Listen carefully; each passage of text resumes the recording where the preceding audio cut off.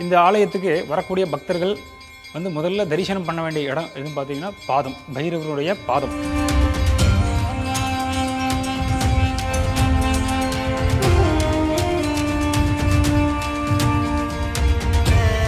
பன்னெண்டு ராசிகளில் உங்களுடைய ராசி என்னவோ அதில் நின்றுட்டு சுவாமியை பிரார்த்தனை பண்ணிட்டு இந்த பைரவரை தரிசனம் பண்ணும்பொழுது எந்த விதமான தோஷங்களாக இருந்தாலும்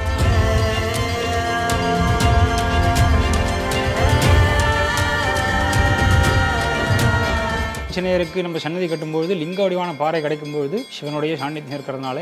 இந்த ஆலயத்தில் பஞ்சமுகம் ஆஞ்சநேய ஈஸ்வரர் அப்படின்னு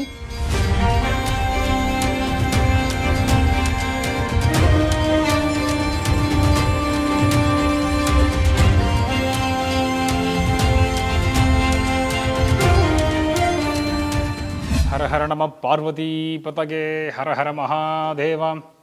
தென்னாடுடைய சிவனே